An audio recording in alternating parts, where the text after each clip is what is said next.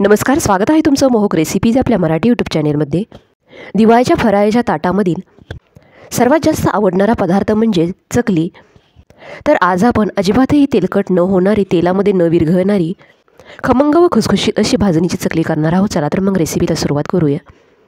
भाजणीसाठी लागणारं साहित्य पाहूया. तर इथे मी 2 वाट्या म्हणजे जवळपास अर्धा किलो रेशनचे तांदूळ 2 पाण्याने स्वच्छ धुवून एका रात्रीसाठी एका कॉटनच्या कापडावरती सुकत ठेवलेले होते. आता हे तांदूळ फक्त 5% इतके ओले आहेत. इथे याच कपाने मी 2 कप रेशनचे तांदूळ घेतलेले आहेत. त्याच कपाने सर्व डाळी मोजून घेतलेल्या आहेत. त्याच कपाने इथे 1 कप हरभरा डाळ म्हणजे जवळपास 250 ग्रॅम इथे हरभरा डाळ घेतलेली आहे. अर्धा कप मूग डाळ, अर्धा कप उडीद डाळ, पाव कप साबुदाणा. इथे आपल्याला साबुदाण्याचं प्रमाण थोडंच ठेवायचं आहे. चकलीला चिकटपणा येण्यासाठी इथे आपण साबुदाणा वापरत आहोत.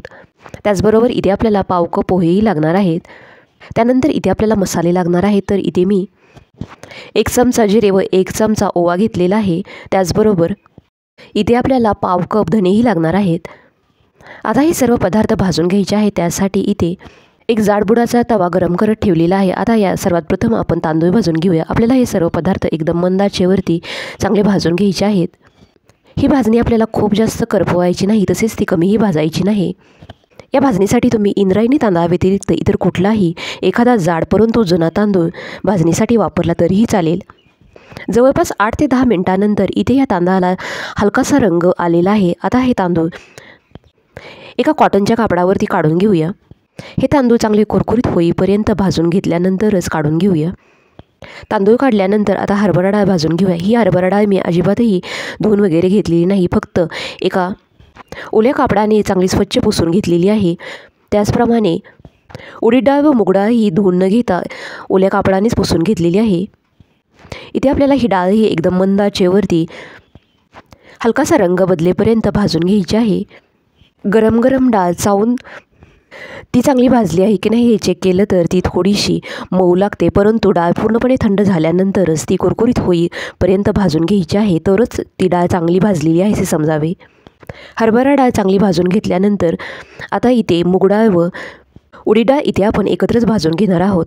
मूग डाळ व उडीद डाळीची साईज एकसारखीच असल्यामुळे इथे मी एकसाथच दोन्ही डाळी भाजून घेत आहे. या डाळी आपल्याला हलकासा रंग बदलेपर्यंत मंद आचेवरती चांगल्या भाजून घ्यायच्या आहेत. इथे या डाळींनाही हलकासा रंग आल्यानंतर काढून घेऊया. त्यानंतर यामध्ये पाववाटी साबुदाणा घालून घेऊया. साबुदाणा मध्यम आचेवरती भाजला तरीही चालू शकेल. एखाद मिनिटानंतर साबुदाणा चांगला तडतड उडतो. त्यानंतर हा फुललेला साबुदाणा काढून घेऊया. त्यानंतर यामध्ये पोहे घालून घेऊया. पोहेही मध्यम आचेवरती भाजून घेतले तरीही चालू शकतात. इथे आपल्याला हे पोहेही चांगले कुरकुरीत होईपर्यंत भाजून घ्यायचे आहेत. पोहे चांगले कुरकुरीत झाल्यानंतर काढून घेऊया. आता यामध्ये धने घालून घेऊया. मंद आचेवरती धने एखाद मिनिट भाजल्यानंतर लगेचच यामध्ये ओवा व जिरे घालून घेऊया. आता हे सर्व पदार्थ हलकासा रंग बदलेपर्यंत भाजून घेऊया. धने, जिरे व ओवा चांगले भाजल्यानंतर तेही काढून घेऊया. तर इथे हे सर्व पदार्थ भाजून या टॉवेलवरती काढून घेतलेले आहेत. जर तुम्ही डायरेक्ट एखाद्या ताटामध्ये किंवा परातीमध्ये हे पदार्थ ओतले तर त्याला पाणी सुटू शकते. त्यामुळे अशा प्रकारच्या एखाद्या कापडावरतीच हे पदार्थ ओतून घ्यायचे आहेत व पूर्णपणे थंड झाल्यानंतरच आटा चक्कीमधून किंवा गिरणीमधून बारीक दळून आणायचे आहे. तर इथे मी ही भाजणी दळून आणलेली आहे. आता या भाजणीपासून आपण चकल्या करून घेऊया. त्यासाठी इथे मी एका वाटीने हे पीठ मोजून घेणार आहे. थोडंसं दाबूनच या वाटीमध्ये हे पीठ मी भरून घेतलेलं आहे. चकलीचं पीठ मळण्यासाठी हे वाटी भरून पीठ या भांड्यामध्ये काढून घेऊया. त्यानंतर यामध्ये काही मसाले घालून घेऊया.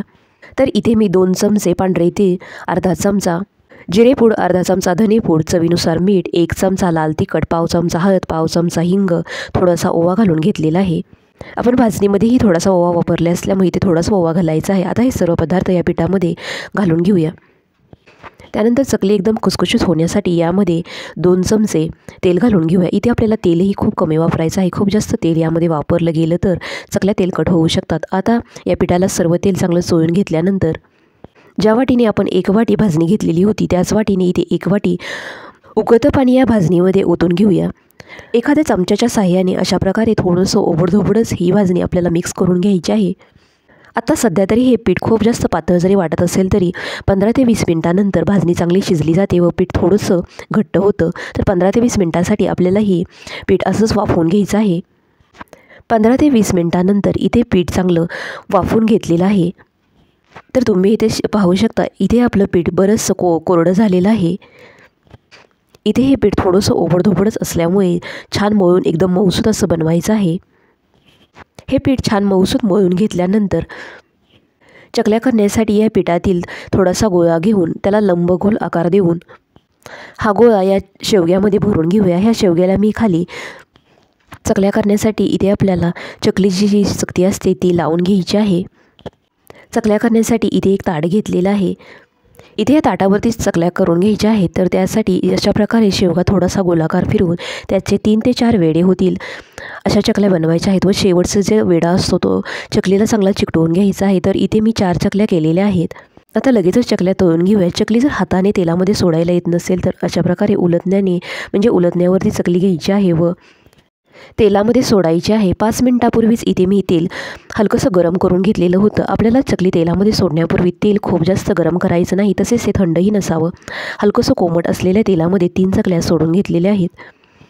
या चकल्या आपल्याला एकदम मंद आचेवरही ती तळायच्या नाही, तसेच मोठ्या आचेवरतीही तळायच्या नाही, तर मध्यम आचेवरती तळून घ्यायच्या आहेत. खूप मंद आचेवरती चकल्या तेलामध्ये तळल्या तर त्या तेलकट होऊ शकतात, तसेच ते तेलामध्ये विरघळू शकतात.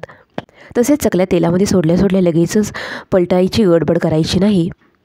त्या थोड्याशा कडक होत झाल्यानंतरच पलटवून घ्यायच्या आहेत. लगेचच पलटायची गडबड केली तर चकली तुटू शकते. तर 1 मिनिट गेल्यानंतर चकल्या हलक्या हाताने पलटवून घेऊया. चकल्या एकदम खुसखुशीत होण्यासाठी भाजणीचं प्रमाण जितकं महत्त्वाचं असतं तितकंच ती चकली कशी भाजली गेलेली आहे तेही खूप महत्त्वाचं असतं.